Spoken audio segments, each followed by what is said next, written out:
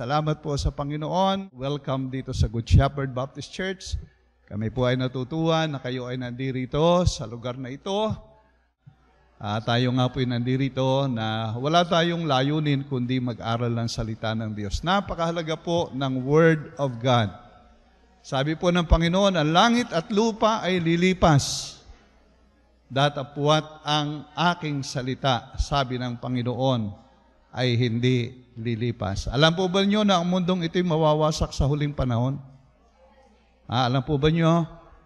Yan po ang sabi ng Diyos. Kung kayo nagbabasa ng Bible, sa 2 Peter, wawasakin po ito. Yung langit na yan, ang lupang ito'y mawawala. Sabi po ng Panginoon, siya ang creator nito, siya ang gumawa nito. Siya rin ang may desisyon na mawawala ito. Papalitan niya ng bago na langit at bagong lupa. At ang sabi, yung dati, alis na niya, papalitan niya ng napakaganda. But be sure, na doon sa langit na yon, kayo ay kabilang sa mga pupunta. So, yan po yung ating binabanggit sapagkat ang napakarami po mga tao. Wala pong awareness sa ganitong bagay dahil ang iniisip lang nila, ako'y maghahanap buhay, gusto ko yumaman, makabili ng kotse, makapagpagawa ng magandang bahay, makakain ng apritada. Yun lang po ang hinahanap ng napakarami. So, sabi ng Panginoon, kung ang kayamanan lang ng lupang ito ang inyong ninanais, kayo ang pinakakahabag-habag sa lahat ng tao. Yan po ang sabi ng Panginoon. That's why, atin po itong idinidiin sa inyo na maunawaan ninyo na ang ating Panginoon ay mayroon pong napakahalagang layunin sa ating buhay. Kaya po ating binabanggit yan. Normally, yun lang po ang isip ng tao, maghanap buhay. Okay, mayroong wini-witnessan doon sa Malitam. Okay? So, wala po siyang time na makinig. Ayaw niya makinig. Okay? Pero hindi niya naiintindihan yung kanyang kinakaligtaan. Yun ang pinakamahalaga sa buhay. Okay? Alam po ninyo, meron tayong mga ginagawa sa relihiyon. We thought, pag tayo namatay, ay maaari pa tayong hanguin doon sa pinaglagyan sa atin kung nasa impyerno na. Yan po ang iniisip natin. Pero kung kayo po'y nagbabasa ng Bible sa Lucas 19, makikita po nyo ron yung isang mayamang namatay, nagre-request na siya'y hanguin doon. Pero ang sabi ng amang Abraham, no way, no chance. Okay? At yun po yung dapat nating mapaghandaan. Kapag alis natin dito, ay doon tayo sa piling niya pumunta. So tayo po ngayon ay mag-aaral ng salita ng Diyos. At ang isa po sa ating tagapagsalita ay manggagawa po ng Good Shepherd Baptist Church. At siya po ay ating pakinggan upang dalahin po ang salita po ng ating Panginoon. Brother EJ. Ang ating pong pag-aaralan ngayong pong umaga ay pong pinamagatang The Wages of Sin. Romans chapter 6, verse number 23. Ito po ang sabi ng ating Panginoon. Ang sabi ng talata, sapagkat ang kabayaran ng kasalanan ay kamatayan. Basahin po natin sa English. For the wages of sin is death. But the gift of God is eternal life through Jesus Christ, our Lord. Tayo muna ay sumandaling manalangin. Panginoon naming Ama na nasa langit, kami po ay lumalapit po sa iyo.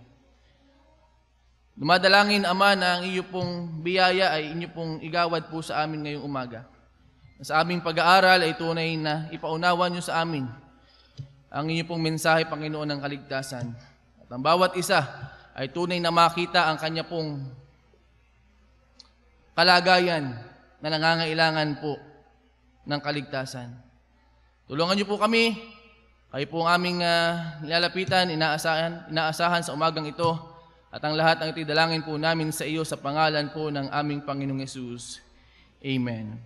So ang ating pong pag-aaral, mga minamahal, ay pinamagatang the wages of sin. Pag sinabi pong wages, mga minamahal, ito po ay tumutukoy sa payment. Okay? Ito ho ay nauunawahan na ng mga nagtatrabaho. No? Kapag kayo ay nagtatrabaho ng isang buwan, nagtatrabaho ng ilang beses ang buwan, kayo po ay naghahangad na kayo po ay bayaran. Okay? Kaya nga po yung mga nagtatrabaho, pagka araw na ng bayaran o sahuran, talagang tuwan-tuwa yan. Bakit? Sapagkat mababayaran na yung lahat ng kanyang kapaguran na ginawa sa pagtatrabaho. O kaya po pagka tumitingin kayo nung sahod, talagang may kagalakan at minsan binibilang pa ninyo upang talagang makita na talagang tama yung ibinayad sa ating ginawang pagtatrabaho. Alam niyo po mga minamahal, sa panahon po natin ngayon, lalo na sa atin pong henerasyon, lalo na pagka kayo'y tagabayan tayo, ating binabanggit na sa panahon ngayon wala nang libre. No, lahat ng bagay ay mayroong kabayaran. No, kahit po yung minsan sabi ko nga yung malunggay sa bukid pinipitas, pero sa palengke may nagtitinda na ng malunggay. Tama? Na talagang lahat ng bagay sa atin pong henerasyon ngayon ay laging mayroong pong katapat na bayad. Ganon din po mga minamahal, meron pong binabanggit din ng ating Panginoon na ang atin pong mga ginagawang pagkakasala o mga kasalanan ay ito po'y hindi libre. Okay? Nais ko pong ating makita mga minamahal ngayong umagang ito malinaw sa banal na kasulatan na ang binabanggit ng ating Panginoon na ang atin pong mga ginagawang kasalanan ito po'y hindi libre. Kaya nga alam niyo mga minamahal, tanan niyo pag tayo nagkakasala, pag ang isang tao ay may ginagawang kasalanan, laging may kaakibat na kaparusahan. Pag nagnakaw ka, anong kabayaran? Kulong. Tama? Pagka ikaw ay sa ibang bansa, pagka ikaw ay nakapatay, patay din ang kabayaran.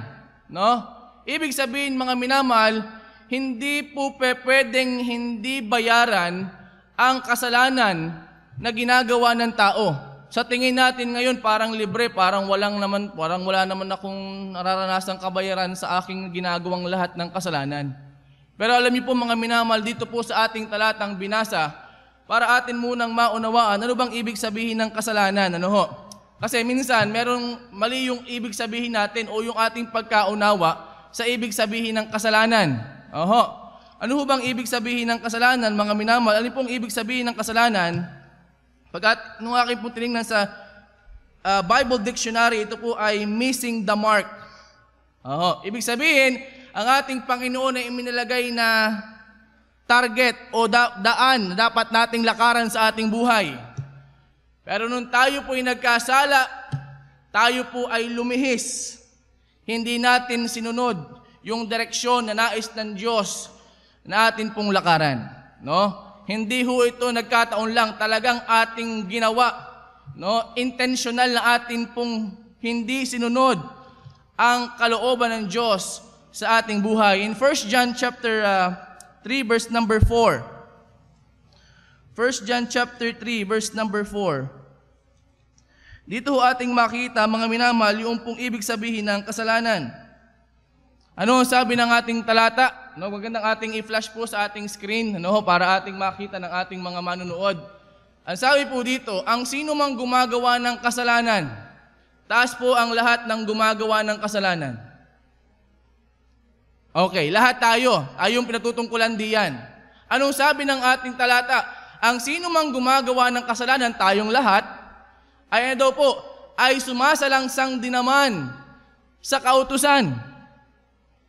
Nilinaw po sa dulo ang ibig sabihin ng kasalanan. Ang kasalanan ay ang pagsalangsang sa kautusan. Ibig sabihin mga minamahal, ang isang tao ay tinatawag na makasalanan o nagkasala kung siya ay mayroong nilabag na utos ng Diyos. Kayo ba'y naniniwala mga minamahal na kayo'y mayroong nilabag na utos ng Diyos? Kayo ba'y naniniwala na kayo po'y nakalabag na sa utos ng Diyos? Lahat tayo. Kahit nga sa uluhin, sabi ko lagi sa salvation class, kahit nga yung sa uluhin mo yung 10 utos, hindi natin magawa. Yung pang ating gawin. At ang sabi ng banal na kasulatan, magawa mo man yung siyam ng James, magkasala ka sa isa, ay makasalanan na tayo sa lahat. So diyan po mga minamahal, maliwanag na kung bakit pala ako'y tinatawag na makasalanan, kasi meron akong nilabag na utos ng Diyos. At alam niyo mga minamahal, ang nagkasala ay meron po yung pinagkasalaan. Hindi maaaring ikinagkasala nang wala kang pinagkasalaan. Kung ikay nagnakaw, meron kang pinagnakawan. Kung ikay nakasakit, meron kang nasaktan. At kapag ikay nagkasala, meron kang pinagkasalaan. Okay? Sino yung ating pinagkasalaan? Walang iba kundi ang Diyos na nagbigay ng utos. Kaya po mga minamahal, tayo po mga minamahal ay nakagawa ng isang hindi magandang bagay sa harapan ng Diyos, kaya po tayo'y tinatawag na mga makasalanan. At alam niyo mga minamahal, maliwanag ang sagot ng ating Panginoon in Romans chapter 6, verse number 23, na ang atin pong mga ginagawang kasalanan, ito po ay mayroong kabayaran.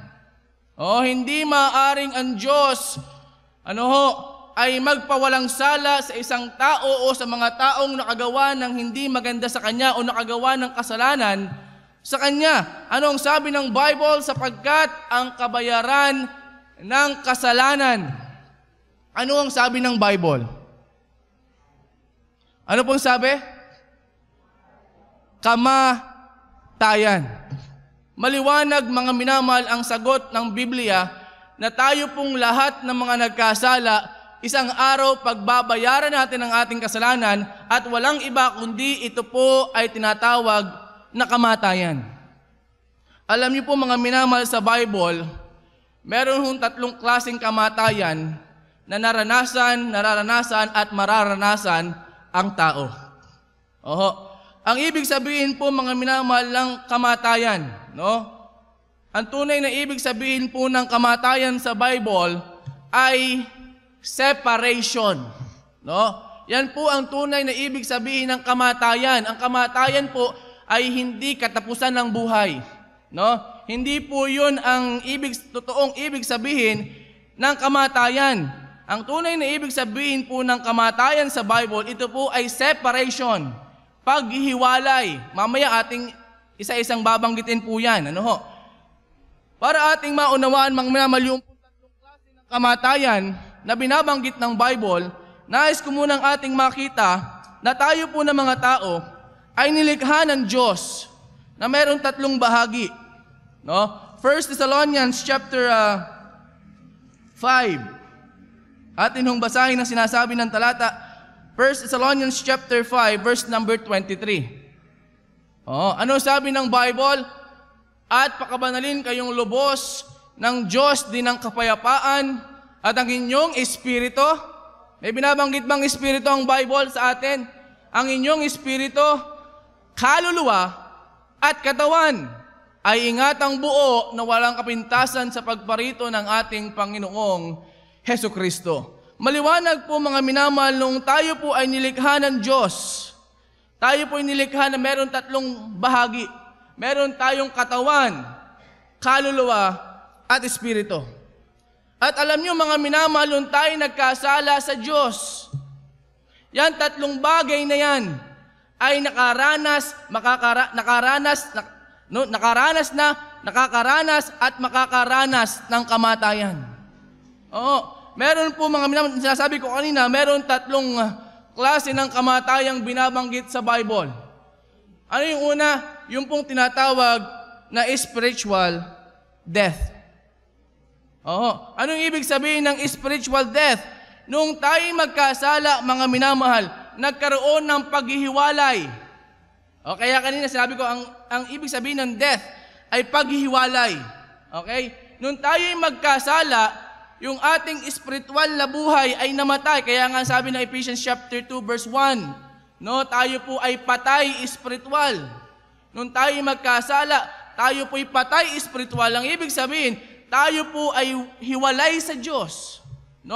Dahil lang kasalanan. Basahin natin ang Isaiah chapter 59. Isaiah 59, verse number 2. Anong sabi ng talata? Maganda magbasa ngayon dito sa ating screen, bago. Talagang TV na, flat screen. Yan. Anong sabi mga minamalang Bible? Kundi pinapaghiwalay. Okay, meron pong nangyari, paghiwalay. Ano yung cause ng paghiwalay? Sangayon sa talata. Anong dahilan kung bakit naghiwalay?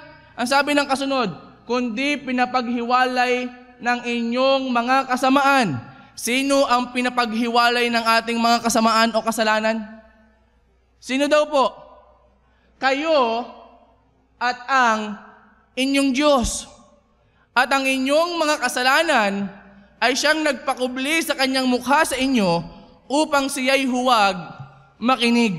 Alam niyo mga minamahal, nung tayo po'y magkasala sa Diyos, yung atin pong relasyon sa ating Panginoon ay naputol, nasira, nahiwalay. Kaya nga po, tingnan niyo po mga minamahal, kapag ang isang mag-asawa hindi maayos ang relasyon, hindi nagkakasundo yan. Tama? Tama ga po? Laging magkaiba ng gusto yan.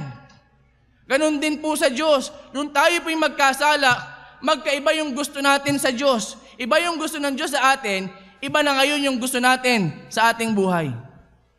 Kaya po mga minamahal, ang sabi ng Bible, nung tayo'y magkasala, alam niyo sa Genesis chapter 2, nung nilikha ng Diyos si Eva at si Adan, nagbigay siya ng utos. Ano yung utos ng Diyos? Sa lahat ng punong kahoy ay maaari ninyong kainin, maliban lang sa isa. At sa oras na inyong kainin niyaan, anong sabi ng Diyos? Ay walang salang kayo'y. Basahin natin Genesis chapter 2 verse 17 para makita natin yung talata.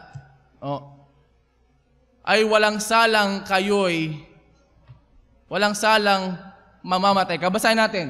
Datapwat sa kahoy ng pagkakilala ng mabuti at masama, ay huwag kang kakain. Nandun yung utos. Anong utos ng Diyos? Huwag mong kakain. Huwag mong kakainin. Sapagkat sa araw na ikaw ay kumain na yaon, ay walang pagsalang mamamatay ka. Ang tanong, di ba kinain ng dalawa? Yung pinagbabawal, namatay ba agad sila? Hindi. Anong sinasabi ng Panginoon na pag kinain nila yon, kapag sumuway sila sa utos niyaon, utos na ito, sila'y mamamatay. Ano yung namatay? Yung spiritual na kalagayan ng tao ang nawala. Kaya pag ating binasa Genesis chapter 3 verse number 16, ito yung nangyari nung magkasala si Eva at si Adan. Ano nangyari? Sinabi niya sa babae, Genesis chapter 3:8. 3:8 yata yun. Yan. Nung sila'y kumain, ang Diyos ay tumawag sa kanila. At narinig nila ang tinig ng Panginoon Diyos na lumalakad sa halamanan sa kulimlim na araw. At anong ginawa? Nung una, nung hindi pa sila nagkakasala, nakakausap nila ang Diyos ng ayos.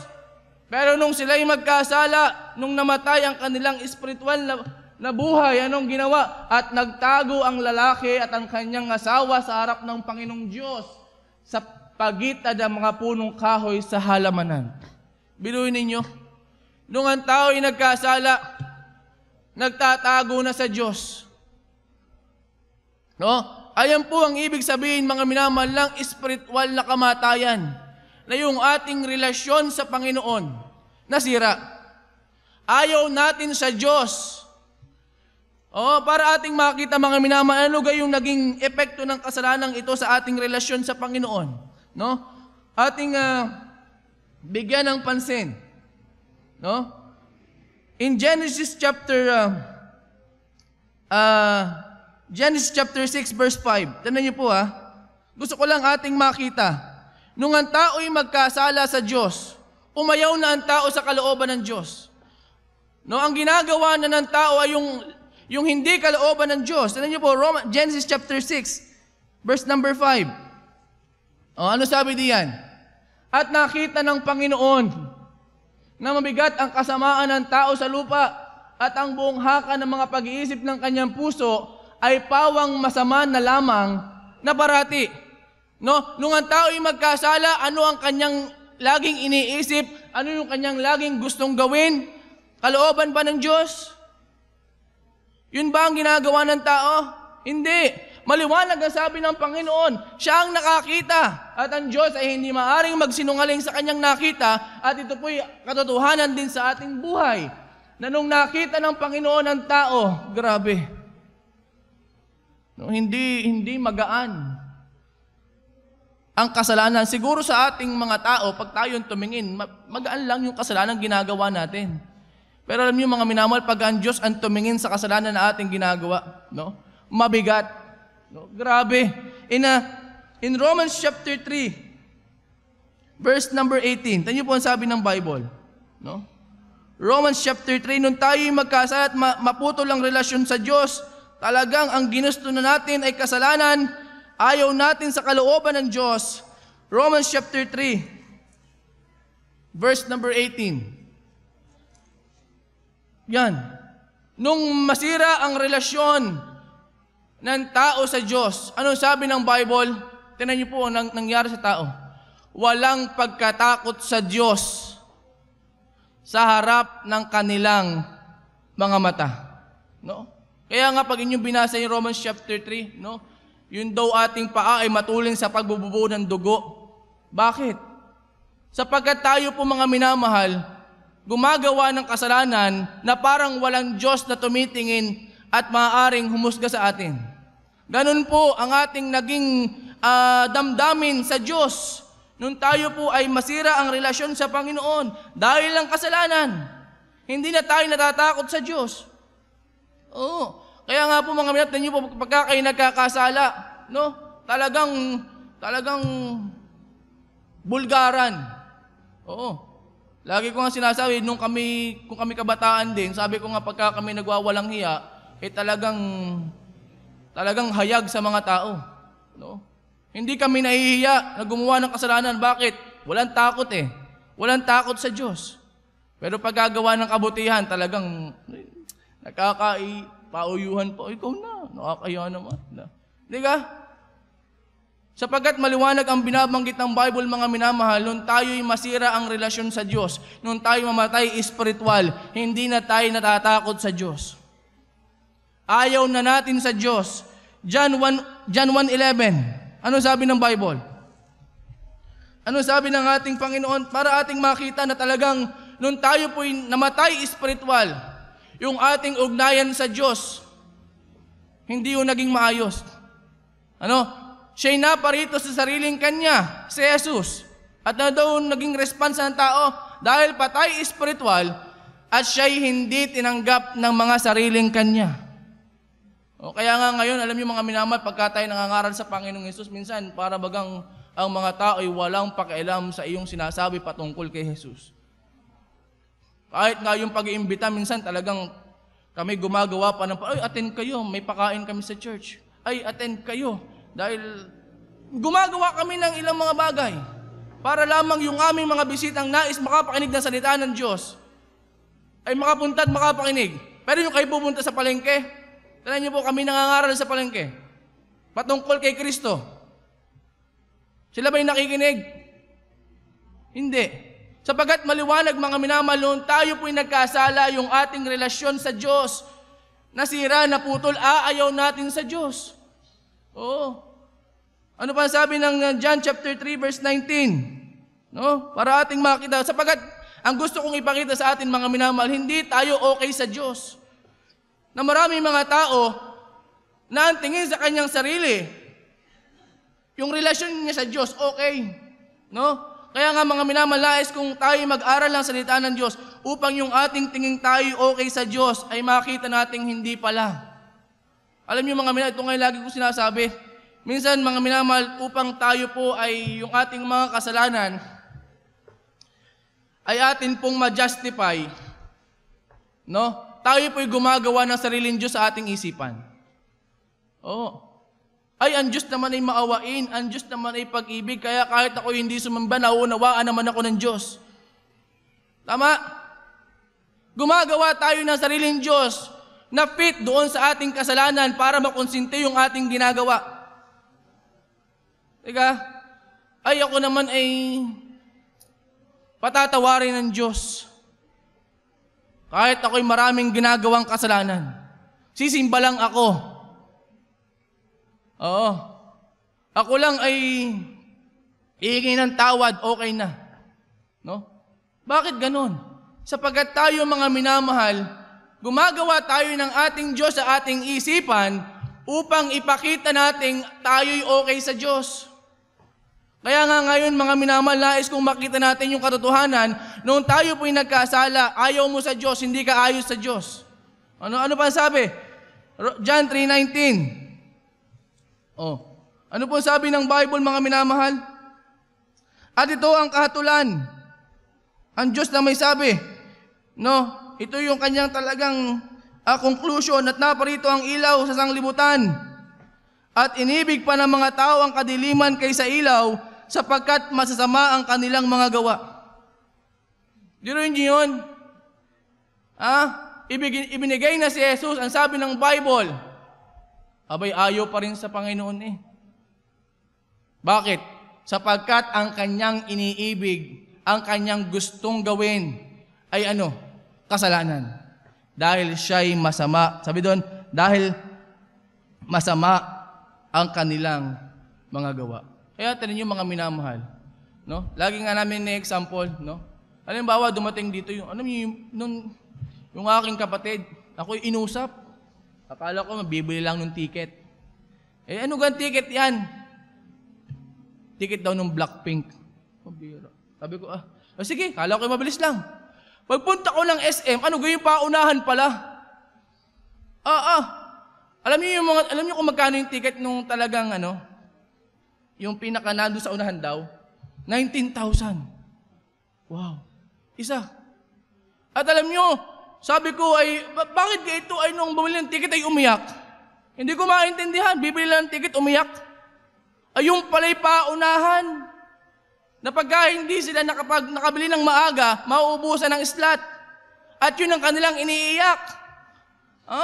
Na talagang sila'y makakapanood doon sa gusto nilang pwesto. Talagang iyak na iyak yung babae. Salamat po. Ay araw ng linggo. Tingnan niyo po mga minamahal. Sabihin nating ayos tayo sa Diyos. No? Yung mga taong ito. Araw ng linggo, ano ang dapat gawin pag araw ng linggo? Ano ang dapat gawin? Pero nasaan ang maraming tao?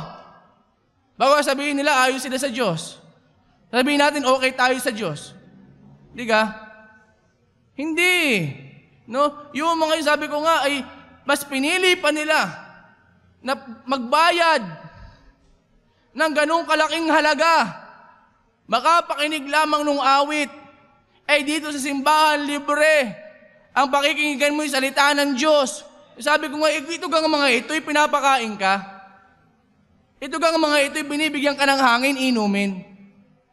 Ito gang mga ito, pag may problema ka, matatawagan mo. Bakit pagka araw ng linggo at kung araw ng yun ang ating inuuna, kaysa sa Diyos na nagbibigay sa atin ng ating mga pangangailangan, nagbibigay ng hangin na ating inihihinga, nagbibigay ng ating mga pangangailangan, bago sabihin mo, okay ka sa Diyos. Hindi ka? Mga minamahal, nais kong ating makita, hindi tayo okay sa Diyos. Kaya alam niyo, sabi ng Isaiah 53 verse 6, nung tayo po'y magkasala sa Diyos, ito po ang nangyari sa atin. No? Ang sabi ng Bible, tayong lahat ay gaya ng mga tupan na naligaw. Anong ginawa natin? Verse number 6, tayo ay tumungo bawat isa sa kanyang sariling daan. Nung tayo magkasala, ayaw natin sa Diyos, tayo lumihis na landas, at ang nasunod sa ating sarili ay tayo.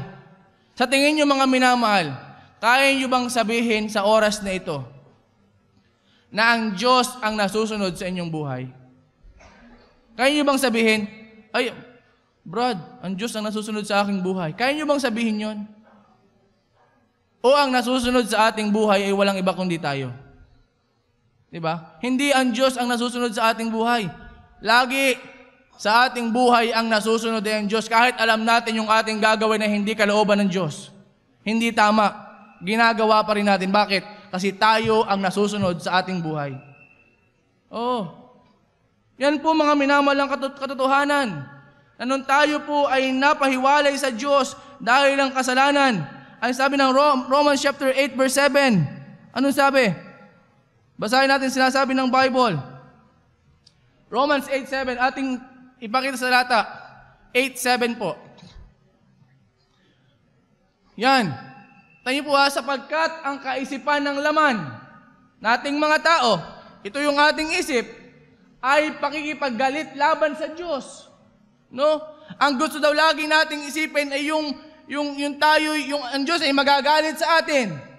Sapagkat hindi na pasasaklaw sa kautusan ng Diyos, ni hindi nga maaari. Biruin ninyo, ang sabi ng Diyos, nung tayo po ay napahiwalay na matay espiritual, hindi tayo nagpapasakop sa kalooban ng Diyos, sa kautusan ng Diyos. Ayaw natin sa utos ng Diyos, kaya nga ayaw natin mag-Bible study. Diga? Kaya nga minsan, pagka kayo bina-Bible study, may Bible study tayo, Bible study na naman. Lalo na yung mga walang magawa. Dahil naandun sa company, wala. Yung amo, Kristiyano, may Bible study. Walang magawa. Sabi nung amo, may Bible study. Sabi nung mga, Bible study na naman. Diga? Sapagkat yan po talagang katotohanan. Sapagkat naranasan ko din po yan. No? Nung ako po ay tinuturuan ng salita ng Diyos nung una, ano tuturo pa sa akin, ibang relihiyon. Abay, talaga namang, dahil yung aking mga ka-boardmate, talagang nababible study. Wala akong magawa, dahil nakikitira ako doon. No? Ina-attend ako. Kaya pagka, ito nga pala Biyernes, may Bible study. Kumbaga, parang ikaw ay bigat na may Bible study. Sapagkat maliwanag mga minamahal, talagang ipinapakita natin, ayaw nating tayo po ay mapinpoint yung ating mga kasalanang ginagawa. Ayaw natin sa Bible, bakit? Kasi masasaway tayo. Yung mali nating ginagawa, masasaway. Sasabihin hindi mali. Alisin mo yan, baguhin mo yan. Ay ayaw ng tao sa kasalanan. Ayaw ng tao sa Bible, bakit? Dahil ayaw niyang alisin yung kasalanan na kanyang sarap na gawin. No? Kaya nga alam niyo yung mga tao, tanyo po, yung bata, kapag alam niya na may binagbabawal yung magulang, hindi yan nagpapakita sa magulang na gagawin niya yung ayaw na magulang niya. Si Sobi nga yung aking anak. Hindi kami bumili. Sabi, sinama ko, bumili kami. Naawa naman ako, hindi pa nakatikim ng ayaw ng candy. Ang ganda ng candy. Sabi niya, Daddy, yun. Naku, galit mami, bawal candy. Alam niyang bawal. Pero dahil gusto niyang bilhin, talagang kahit naman ako, alam kong hindi namin pinapakain ng candy, ibinili ko kasi naawa din naman ako. Pero alam niyang bawal sa kanya, sinasabi naming bawal sa kanya, pero dahil gusto niya, no? Talagang nung malapit na kami sa bahay, ganyan, sup siya. Nung malapit na sa bahay, tago. Anak, bakit mo ka tinatago? Mami, galit, mami. No? Alam niya na mali. No? Sabi ko, anak, yaan mo na. Ako na bahala kay mami. Sabihin ko na lamang na ako ang nagpabili. No? Ibig sabihin, mga minamahal, ganun po tayo mga tao. No? Na talagang alam nating mali, pero atin pilit pa rin ginagawa. Sapagkat nasabi ng Bible, ang ating isip, pakikipaggalit lagi sa Diyos. No? Gusto nating makipag-away lagi sa Diyos. Hindi tayo nagpapasaklaw, nagpapasakop sa utos ng Diyos. Kaya nga tingnan niyo po, sabi ng Bible, in Mark chapter 7, no? Anong sabi ng Bible? Magandang ating makita po ito. Mark 7, verse number... Yan, Matthew, Mark 7, yan, verse number 8 and 9. Ano yung sabi ng Bible? Noon tayo'y magkasala, naapektuhan ng ating relasyon, nasira ang relasyon sa Diyos, ito ngayon ang ating tingin sa Diyos at sa salita ng Diyos. Nilisan ninyo ang utos ng Diyos at inyong pinanghahawakan ng salit-saling sabi ng mga tao. Ayan po sabi ng verse 8, ayaw ng tao sa utos ng Diyos. Ayaw makinig, kaya nilisan.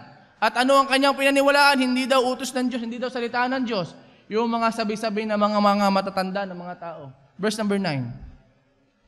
At sinabi niya sa kanila, totoong, sabi ng Panginoon Ang Panginoong Jesus mismo may sabi niya totoong itinatakwil ninyo. Abay, sinungaling ang Diyos pagka sinabi natin hindi natin tinatakwil ang utos ng Diyos. Ang sabi ng ating Panginoong Jesus, totoong itinatakwil ninyo ang utos ng Diyos. Bakit? Bakit? Bakit ayaw natin sa Diyos, sa salita ng Diyos?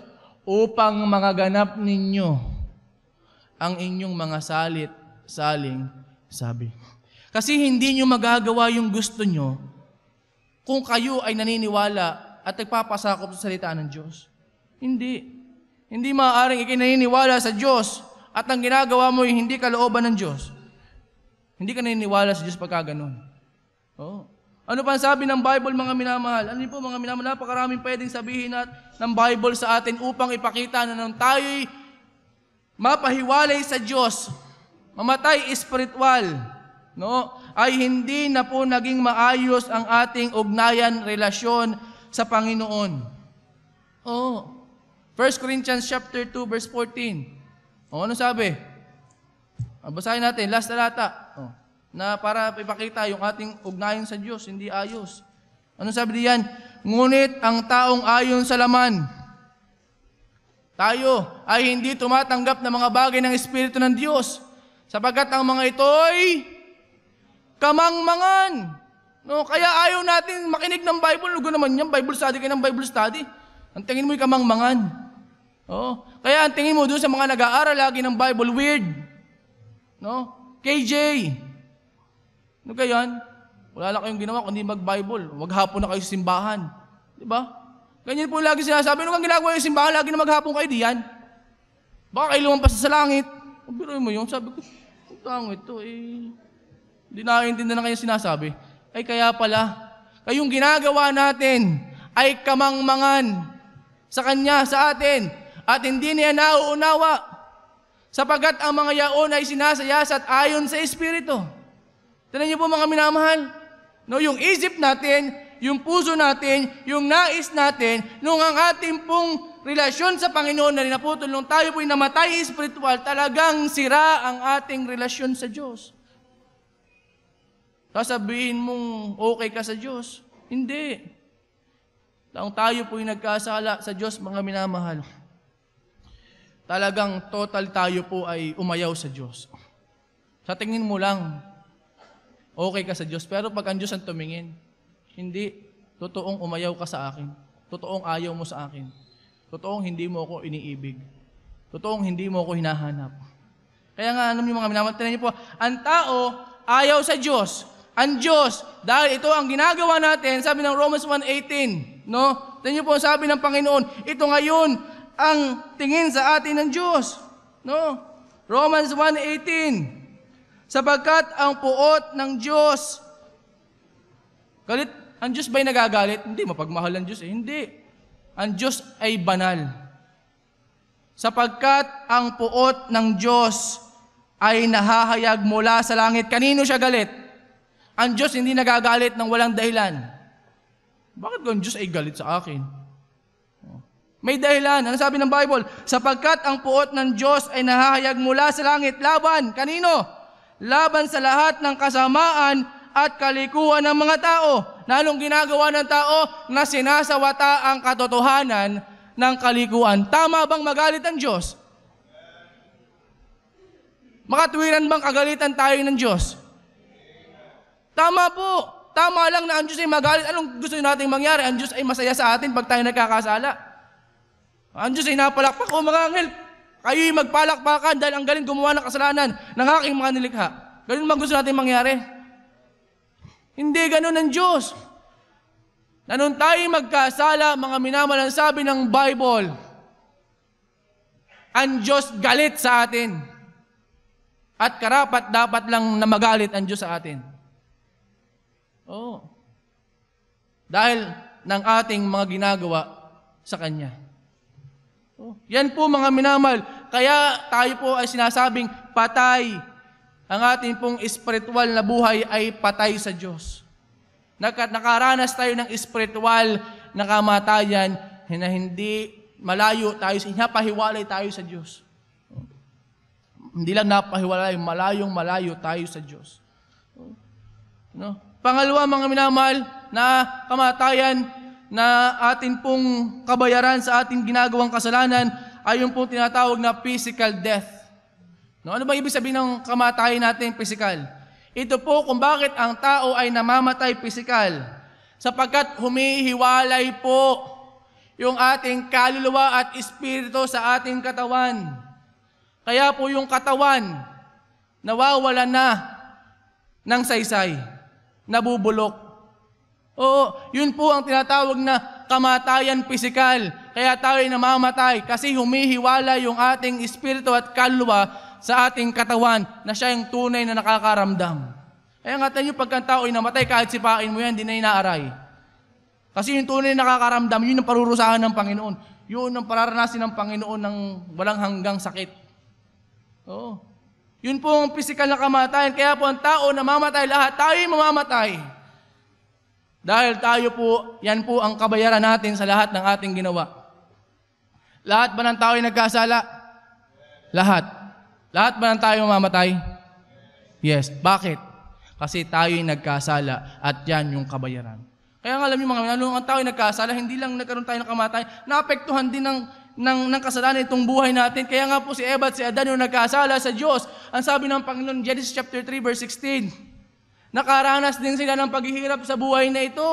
Ang sabi sa babae, ikaw babae, dahil nagkasala ka, pararamihin kong luba ang iyong kalumbayan.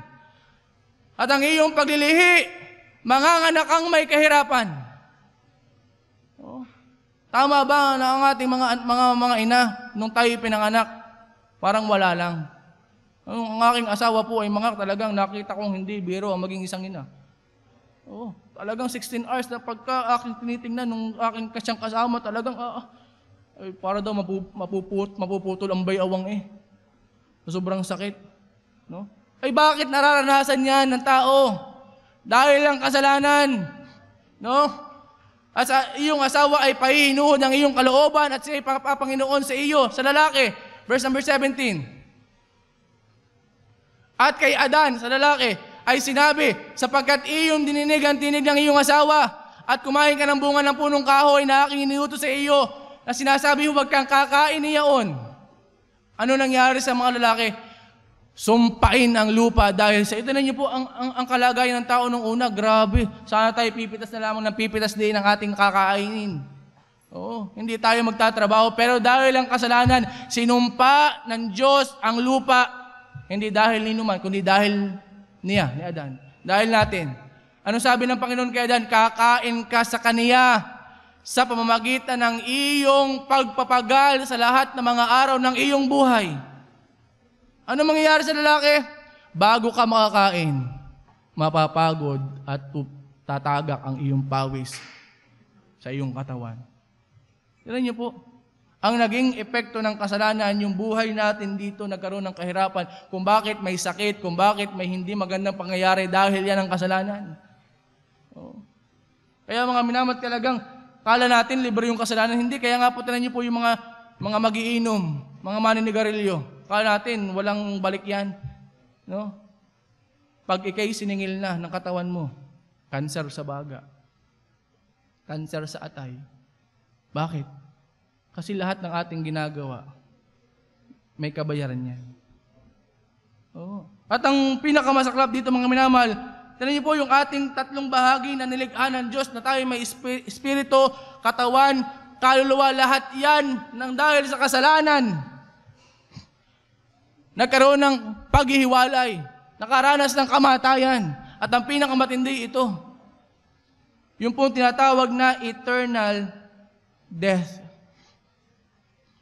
Na ang tao po'y pag namatay, mga minamahal, hindi pa ho tapos. Kaya nga sabi ng Hebrews chapter 9 verse 27, mga minamahal, tayo po sabi ng Bible, Hebrews 9:27, no? Hindi pa tapos ang buhay pag tayo namatay sa mundong ito. At kung paanong itinakda sa mga tao ang mamatay na minsan at pagkatapos nito ay ang paghukom. Hindi pa tapos mga minamahal ang buhay sa pagkatapos ng kamatayan. Sapagkat ang namamatay lamang dito sa mundo yung ating katawan.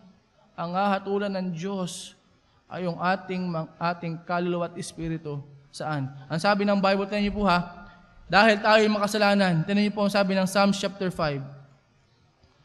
Psalms 5, verse number 4. Sapagkat ikaw ay di isang Diyos na may kaluguran sa kasamaan. Ang Diyos ay banal. Ayaw sa kasalanan. Ito ngayon, ang sabi ng Diyos, ang masama. Sino masama? Tayo. Tama. Makasalanan tayo. Tama. Ano daw ang sabi ng Diyos sa atin?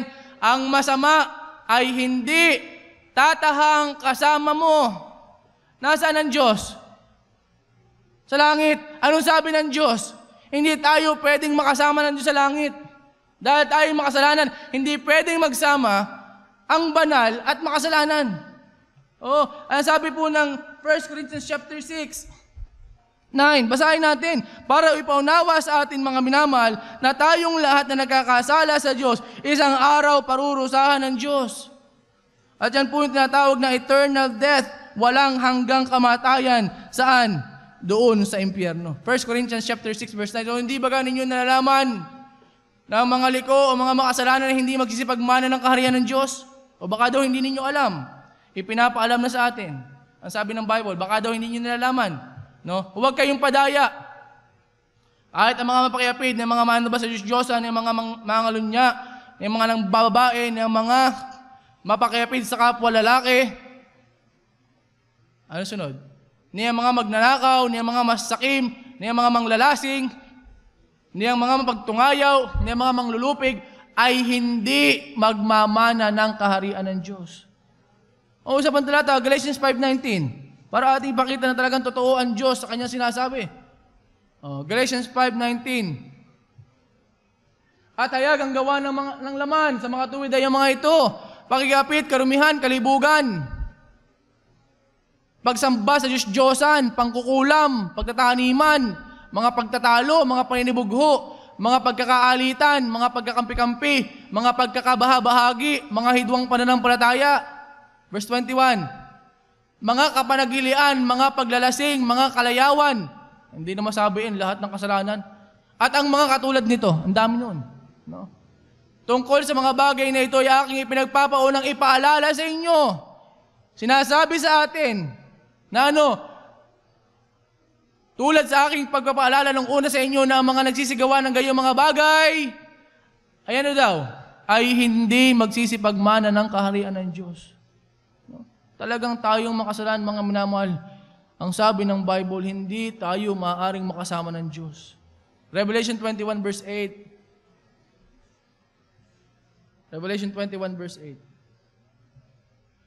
Ngunit sa mga duwag at sa mga hindi mananampalataya at sa mga kasuklam-suklam, sa mga mamatay tao, sa mga mapakiapid, sa mga manggagaway, sa mga mapagsamba, sa Diyos-Diyosan, at sa lahat ng mga sinungaling, ang kanilang bahagi ay sa dagat-dagatang nagnininga sa apoy at asupre na siyang ikalawang kamatayan. Kung hindi tayo sa langit pupunta, mga minamahal, sabi ng Bible, sa impyerno tayo dadalhin ng Panginoon. Ipapamukha ng Panginoon sa atin yung lahat ng ating ginawa sa Kanya.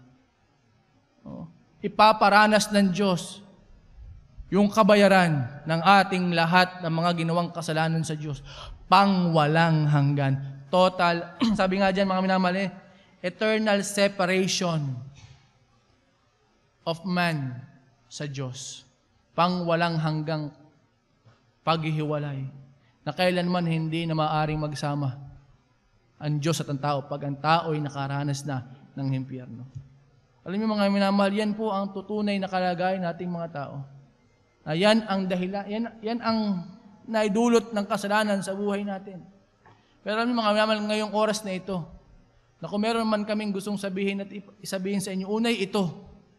Kasi alam niyo, ang tao hindi yan kikilala sa Diyos kung ang tingin niya sa kanyang sarili, hindi siya mapapahamak. Hindi yan lalapit sa tagapagligtas kung ang tingin niya hindi siya mapapahamak.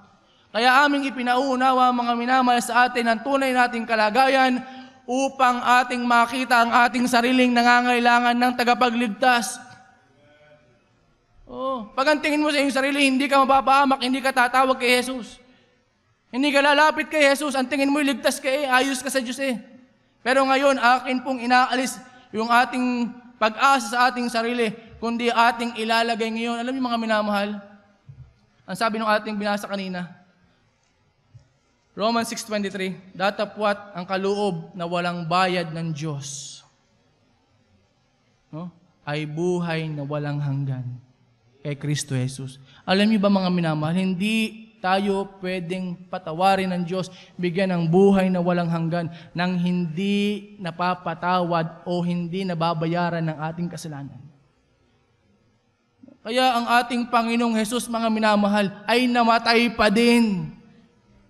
Kasi hindi pwedeng tayo patawarin ng Diyos na walang nagbabayad ng ating kasalanan.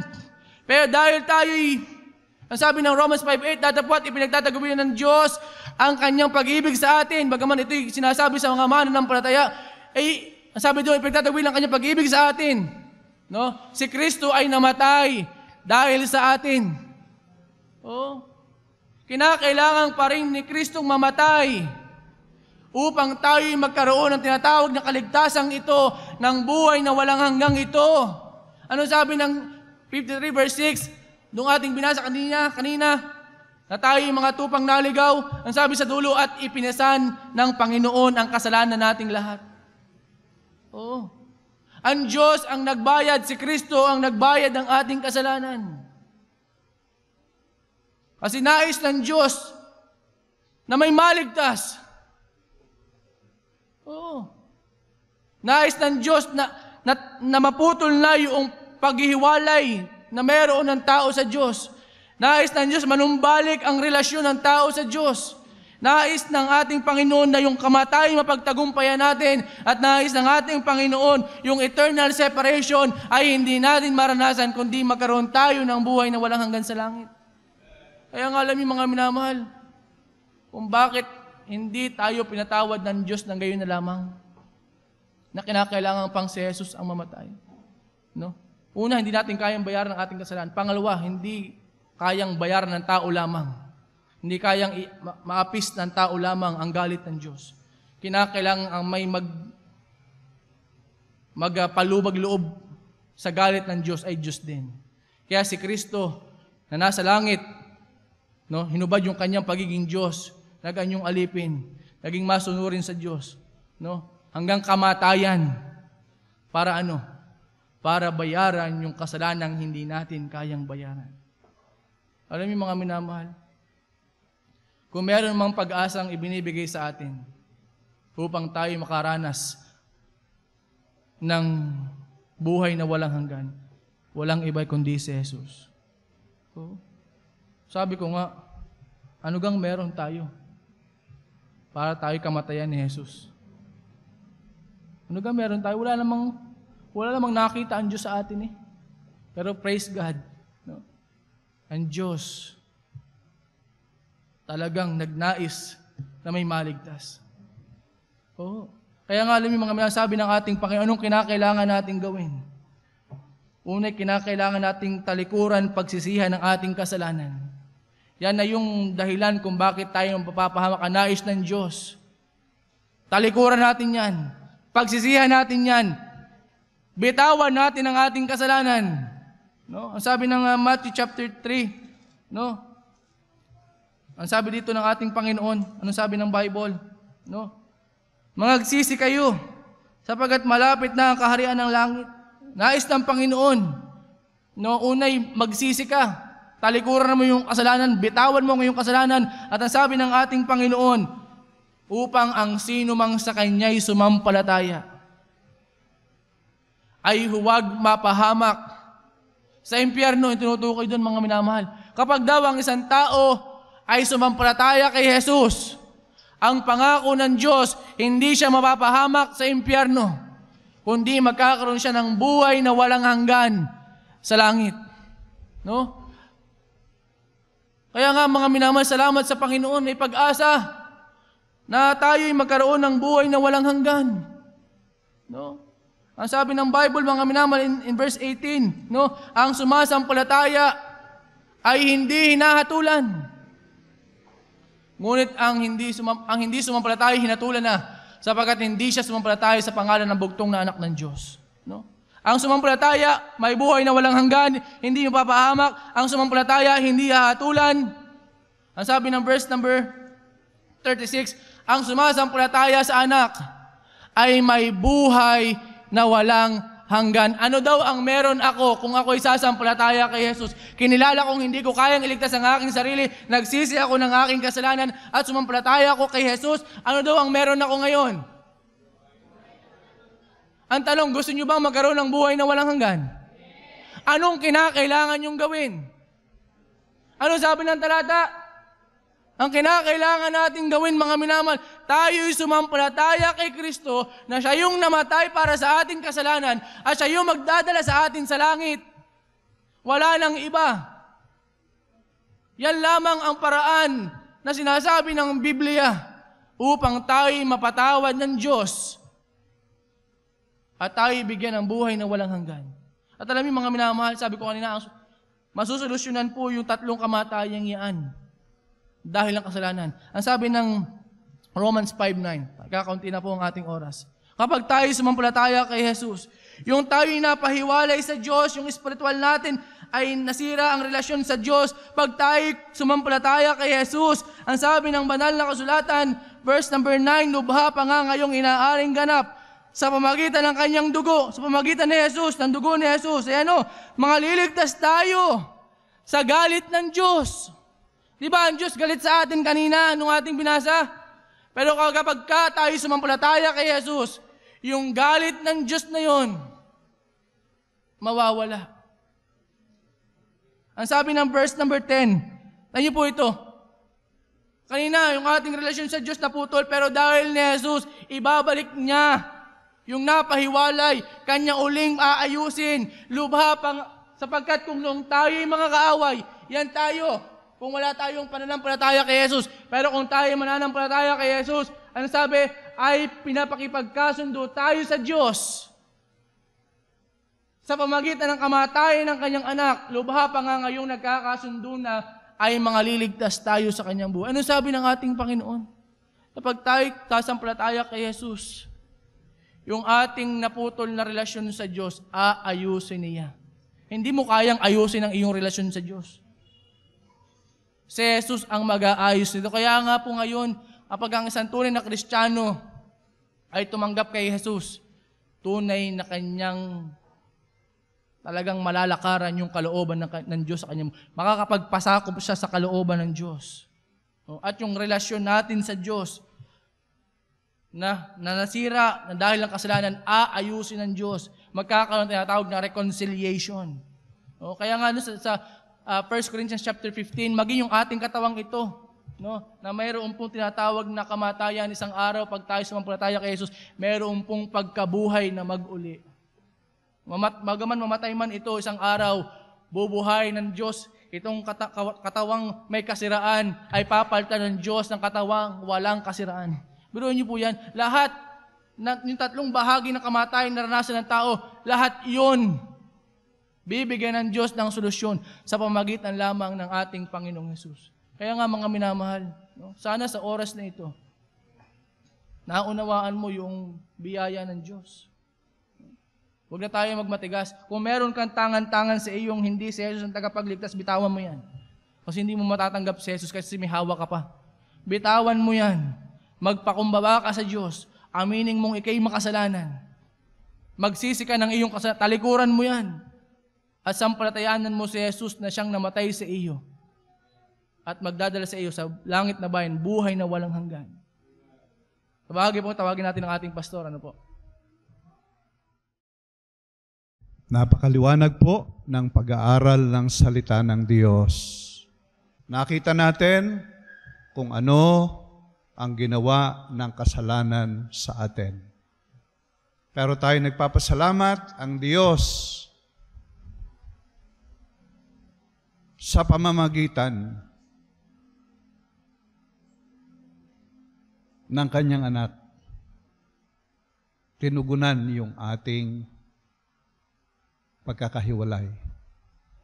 At ngayon ay nag-aalok siya nag-aalok siya sa iyo na ngayong umaga, sabihin mo, Panginoon, nagsisisi po ako sa kasalanan ko at tinatanggap kita na ikaw ang aking tagapagligtas.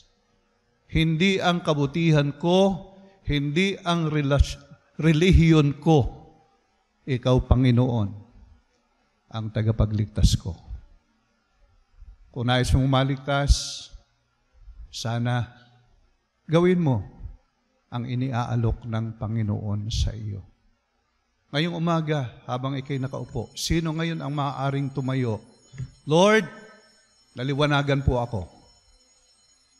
Sa harapan ng kongregasyong ito, naunawaan kong si Jesus, ang aking tagapagligtas. Tatayo po ako bilang kapahayagan na ikaw ay aking tinatanggap sa aking puso na aking tagapagligtas. Meron po ba? Sige po. Kung kayo'y hindi nahihiya, kung inyong naunawaan, this is your time to make your decision. Ang Panginoon mula sa langit nagkatawang tao. This time, you can make your decision. Lord, thank you for your goodness, for the salvation na iyong ini-offer ngayong umaga. Lord, salamat po. Meron ba tatayo? Sige po.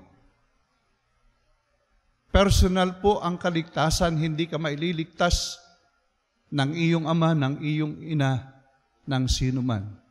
You in Jesus alone. That's why you should make your decision. Pero po ba, alam po ninyo, ang Panginoon personal na pumunta sa krus para sa iyo. Personal mo ring tanggapin ang Panginoong Jesus ngayong umaga. Meron po ba? At magagalak po ang Panginoon, sabi po doon sa aklat ng Lucas, doon siya magagalak sa langit pag siya iyong inanyahan sa puso mo. Meron po ba? Huwag niyong ikahiya ang Panginoon. Alam po niyo, tinanggap ko rin ang Panginoon personally when I was 10 years old. And I praise the Lord sapagkat ako po'y ligtas na. Sapagkat na-reconcile na, nabuo na yung relasyon namin ng Panginoon dahil ng Panginoong Jesus. Okay? Meron ho bang tatayo? Ngayong umaga, diyan sa taas, dito sa ibaba. Okay? O sasabihin mong, ayaw kong tanggapin si Jesus, hayaan ko na lang na pumunta ang kaluluwa ko sa impyerno. Na mismong ikaw yun. Yung nag-iisip na yan sa iyong sarili, yan ang kaluluwa mo at yan ang mapapahamak. Sabihin mo, wala naman. Pag ako'y namatay, tapos na. Nag-aral tayo ng salita ng Diyos. Sabi ng Matthew 10:28, huwag tayo matakot sa pumapatay ng kaluluwa, matakot tayo sa pumapatay ng katawan. Huwag kayong matakot sa pumapatay ng katawan, hindi makapapatay ng kaluluwa. Ang katakutan niyo yung makapupuksa sa inyong kaluluwa sa impyerno. Yan ang sabi ni Jesus. So, ngayon po, meron po ba natatayo o ikakahiya mo siya? Sige po. Sige po. Sino po yung gustong tumanggap sa Panginoon? Tayo po tumayong lahat, baka kayo nahihiya. Sino po yung gustong pumunta rito sa unahan? Nais kong tanggapin si Jesus. Let's all stand, please. Bigyan natin ang daan. If you want to come, then come in front. Personal ito. Hindi ka pwedeng ikain ng sino mang tao. You should make your own decision. Otherwise, ikaw din ang mapapahamak. Meron po ba? Sige po. Amen? Amen? Not religion. We are not telling about religion, kundi relasyon. Sino po yung gustong maligtas? Ngayong umaga. Taas na lang yung inyong kamay, baka kayo nahihiya mag-forward. Lord, salamat po sa iyo. Sabi ng Panginoon, now is the time of salvation. 2 Corinthians 6:9. 6:2. Okay? Tatanggapin mo ba siya? Amen. Sa mga bata. Amen. Salamat sa inyo. Meron pa po ba dito sa auditorium, dito sa baba? Mahal tayo ng Panginoon. The reason why kung bakit hindi ka maliligtas is because you don't want to make your decision to accept the Lord Jesus Christ. And this is your time to do it. Ang sabi ng Panginoon, ang ating buhay katulad lang ng singaw. Singaw. Yung singaw, maya-maya, andyan, biglang mawawala. At pag nawala yan, impyerno na ang kaluluwa mo, hindi na yan makakaalis diyan. At magpawalang hanggang magtitiis ka roon sa impyerno. Don't lose that opportunity. Don't lose that time. Mahal ka ng Panginoon. John 3:16, For God so loved the world that He gave His only begotten Son, that whosoever believeth on Him should not perish but have everlasting life. Lord, salamat po sa iyo. Nais kitang tanggapin ngayong umaga. Pero po ba? Pero po ba? Yan po yung talata. Nasa screen po natin. Basahin po nyo. God is inviting you for that salvation. Ano po? Okay? So, salamat mga bata. Tayo po'y manalangin. Dakila po namin Diyos, very clear ang lesson na i-present ngayong umaga sa pag-aaral na ito. Lord, kayo ang nakakakita ng puso ng bawat isa. Lord, ang dalangin ko po sa iyo. Tulungan mo po ang bawat isa. Lalo higit sila pong wala pang pag-asa ng kaligtasan. Mahabag po kayo, O Diyos, sa kanila kung sino man po sila. At nawa po, Panginoon, kung hindi man po sila nagsalita ngayong umaga, sana sa kanilang mga puso ay sila'y gumawa ng ganitong pagpapasya. Pag-amin na makasalanan at pag-anyaya sa iyo bilang kanyang tagapagligtas at Panginoon ng buhay. Aming Panginoon, sana nga po ang mga salitang ito ay maukit at makintal sa puso ng bawat isa. At tulungan mo po, maging sa tahanan nila, Panginoon, kung ma-realize ang pangangailangan ito, sila po'y manikluhod sa iyo, lumuhod sa iyong harapan, manalangin at tanggapin po kayo bilang Panginoon at tagapagligtas. Salamat aming Panginoon at purihin po ang iyong dakilang pangalan. Ito po aming dalangin sa iyo na may pagpapasalamat at hiningi po ang lahat sa iyo sa pangalan ng Panginoong Jesus. Amen at amen.